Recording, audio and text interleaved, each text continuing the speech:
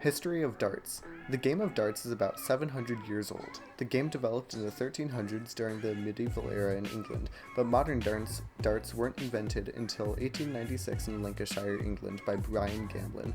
The first few championships began in the 1920s, and a few years after, in 1924, the National Darts Association formed. The popularity of the game arose during World War II as it was a pastime taken up by the soldiers. It was officially recognized as a sport in 2005, and today the World Darts Council, or the Professional Darts Corporation, holds competitions and world championships. How to play. Before playing, the board needs to be 172 centimeters from the ground and 237 centimeters away from the throwing line. This will make the diagonal 293. The objective of the game is to start out with 301 points and to be the first player to hit 0. The player must throw 3 pointed objects known as darts at a circular numbered board to deduct points. Now you might think that the game of darts is based on chance, but it is actually highly based on physics and skill. We will break it down for you if you don't believe it. Physics of darts. Darts will fly on a parabolic curve when you throw them, and the arc of the curve is determined by the force of the throw. The position of your wrist, hand, forearm, and elbow play a pivotal role in dart throwing. Let's take a look.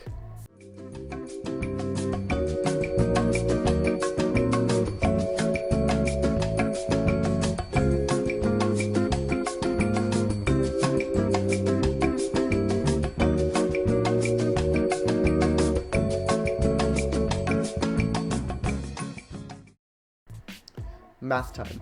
Warning, a lot of weird math geometry stuff is about to happen, so please try to remain calm. About 20 degrees up from a 90-degree angle with the board is the best position for the dart to land. With that in mind, we can begin our math. The dartboard from center to floor should be 173 centimeters from the ground, and 237 centimeters away is where you should be throwing from. That gives us a hypotenuse of roughly 293 centimeters or 2.95 meters.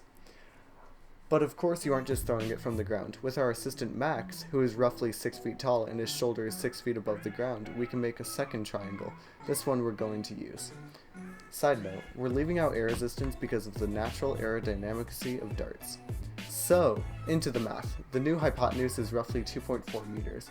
Now here's the interesting thing about arcs. They're just part of a circle. So essentially our hypotenuse is just a line from one point on a circle to another, also known as a chord.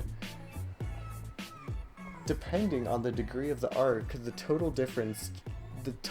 distance traveled changes, but because we need a 20-degree arc from shoulder to center, it will be a larger circle. In order to find arc length, we need to know what our radius is. Without going through the complex mathematics, I'll tell you what it is. It's 2.42. We can now find the arc length, the formula being 2 times pi times the radius times the central angle over 360. The central angle over 360 being in parentheses. Obviously our central angle also being 20.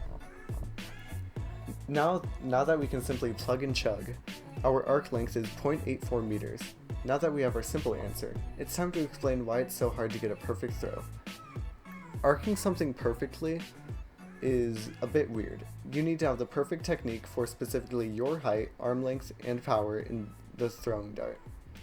These covariables help explain why darts is such a hard game to master, but why every time we improve, we get so happy about it.